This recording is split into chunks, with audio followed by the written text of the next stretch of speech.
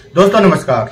भारत के अंदर ऐसे कई लोग हैं जिन्होंने अपना जीवन खपा दिया भारत की सेवा में, राष्ट्र निर्माण में और जनता की सेवा के लिए। दोस्तों ऐसे लोगों की वजह से आज भारत की पहचान है। भारत के लोग अपने ऐसे महान नेता या व्यक्ति पर अभिमान करता है, गर्व करता है। दोस्तों आज हम बात करेंगे भारत के पूर्व उप प्रधानमंत्री लाल कृष्ण आडवाणी के बारे में। दोस्तों लाल कृष्ण आडवाणी पूर्व की राजनीति में जाना पहचाना नाम है। दोस्तों लाल कृष्ण आडवाणी का नाम बीजेपी में काफी प्रसिद्ध है। लाल कृष्ण आडवाणी ने राजनीति में कदम ऐसे टाइम पर रखा था जब जनता पार्टी, जो आज की भारतीय जनता पार्टी है, दोस्तों उस टाइम भारतीय जनता पार्टी के केवल 2 ही सांसद होते थे।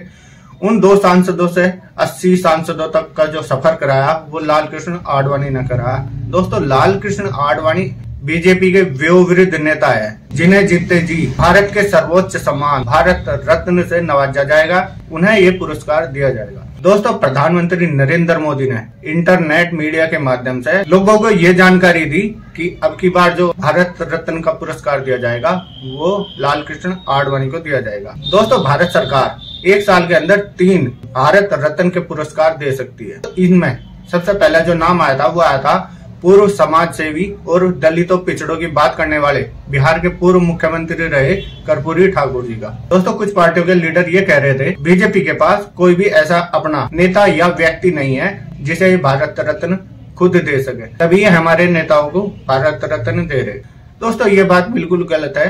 देश की सेवा में जिन्हें दलितों पिछड़ों सबके लिए काम किया हो ऐसे लोगों को ही भारत रत्न का पुरस्कार दिया जाता है। तो अब जो बीजेपी ने लाल कृष्ण आडवाणी के नाम को आगे किया है तब भी कुछ लोगों के पेट में दर्द हो रहा है। कुछ पार्टियों के लीडर वो कह रहे हैं कि इन्होंने वोट के लिए ये काम किया है, जैसे कि इनका हिंदू वोट बना रहे। दोस्तों ये राजनीति है, इसमें लोग कुछ न कुछ आरोप एक दूसरे पर लगाते हैं, वो चाहे किसी भी मामले को लेकर हो सकता है। दोस्तों एक बार गुजरात के सोमनाथ से लेकर अयोध्या तक लाल कृष्ण आडवाणी ने रथ यात्रा निकाली थी। दोस्तों आडवाणी ने कार सेवकों को आह्वान किया था, आओ चलो अयोध्या चले, मंदिर का निर्माण करें। ऐसे ही कार सेवक जिन्होंने अपनी जान दी, उन्हीं के दम पर आज राम मंदिर निर्माण का रास्ता प्रशस्त हुआ। ऐसे ही लाखों कार सेवक जिन्होंने अपना बलिदान दिया राम मंदिर के लिए, उन्हें हमें भूलना नहीं चाहिए। भारत के अंदर भारत रत्न पुरस्कार पाने वाले लोगों की संख्या आज 50 होगी।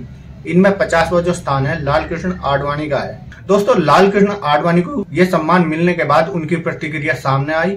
दोस्तों उन्होंने कहा ये भारत रत्न उनके आदर्शों और सिद्धांतों का सम्मान बताया है। दोस्तों लाल कृष्ण आडवाणी ने भारत रत्न स्वीकार कर लिया है। उन्होंने ये कहा ये केवल उनके लिए नहीं, उनके परिवार के लिए भी सम्मान की बात है। ये समाचार सुनने के बाद लाल कृष्ण आडवाणी की बेटी ने बताया जब उन्हें ये खबर मिली तब लाल कृष्ण आडवाणी की आंखों में आंसू थे। दोस्तों हो भी क्यों ना, बीजेपी के ऐसे कद्दावर लीडर जिन्होंने पार्टी को शून्य से लेकर शिखर तक, आज बीजेपी आपको पता है विश्व की सबसे बड़ी पार्टी है। दोस्तों आपको याद होगा आजादी के बाद हमारे देश के अंदर कांग्रेस का शासन रहा।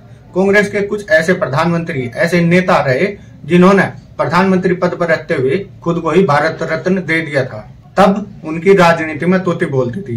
दोस्तों कांग्रेस के कुछ लीडरों ने लाल कृष्ण आडवाणी को ये सम्मान दिए जाने का समर्थन किया है और कुछ ऐसे लीडर हैं जिन्होंने विरोध किया है। तो अगर इसमें सपा प्रमुख अखिलेश यादव का अगर जिक्र किया जाए तो उन्होंने ये कहा बीजेपी ने केवल अपने वोट बैंक को खुश करने के लिए, ताकि उनका वोट बैंक बना रहे, इसलिए आडवाणी को भारत रत्न दिया। क्या अखिलेश यादव अगर कभी मौका मिला मुलायम सिंह यादव को भारत रत्न देने का, तब भी क्या ये बात कहेंगे? नहीं कहेंगे। दोस्तों लाल कृष्ण आडवाणी बीजेपी के अध्यक्ष भी रहे। उन्होंने कई बार चुनाव लड़ा और लोकसभा सांसद चुने गए। दोस्तों ऐसा कोई पद नहीं है जिन पर वो रहे नहीं। राजनीति के पुरोधा माने जाते हैं, लोग इन्हें काफी पसंद करते थे। दोस्तों लाल कृष्ण आडवाणी का जो आप भाषण देने का तरीका देखेंगे वो भी काफी लाजवाब था। दोस्तों अब तक 3 भारत रत्न बीजेपी नेताओं को मिल चुके हैं। तीनों ही बीजेपी के संस्थापक रहे हैं। आपने नाम सुना होगा नानाजी देशमुख, दूसरे हैं अटल बिहारी वाजपेयी और तीसरे लाल कृष्ण आडवाणी। भारत रत्न भारत का सर्वोच्च सम्मान है। यह सम्मान 2 जनवरी 1954 को स्थापित किया गया था।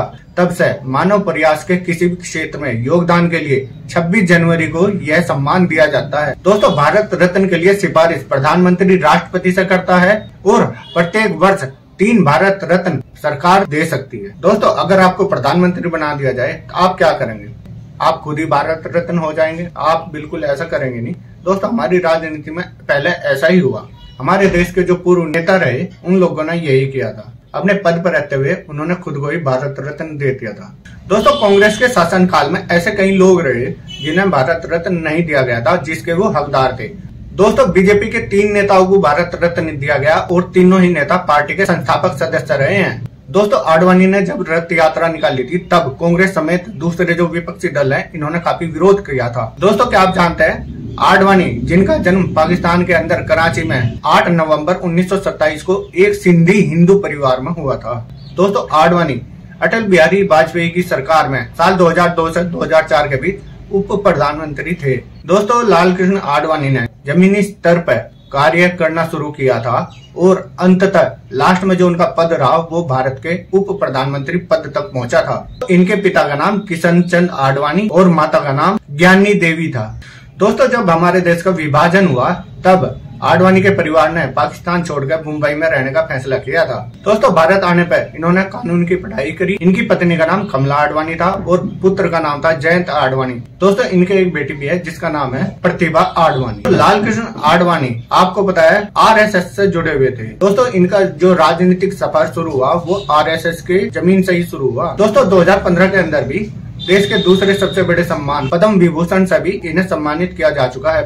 दोस्तों, अपने पूरे जीवन में इतना संघर्ष करके पहले अपना घर छोड़ा, फिर भारत आए, फिर राजनीति में कदम रखा, राम मंदिर के लिए रथ यात्रा निकाली और फिर भारत के उप प्रधानमंत्री पद तक का सफर बहुत लाजवाब है। दोस्तों, मेरे हिसाब से लाल कृष्ण आडवाणी को ये सम्मान देना हमारे लिए भी गर्व की बात है। दोस्तों, ऐसे वयोवृद्ध नेता जिन्होंने अपना पूरा जीवन देश सेवा, राष्ट्र सेवा, मानव सेवा के लिए व्यतीत कर दिया, उन्हें ये सम्मान देना बहुत अच्छी बात है। दोस्तों, आपको ये वीडियो कैसी लगी? वीडियो पसंद आई हो तो आप लाइक कर सकते हैं, शेयर कर सकते हैं। आप चैनल पर नए हैं तो चैनल सब्सक्राइब कर ले। धन्यवाद, नमस्कार, जय हिंद।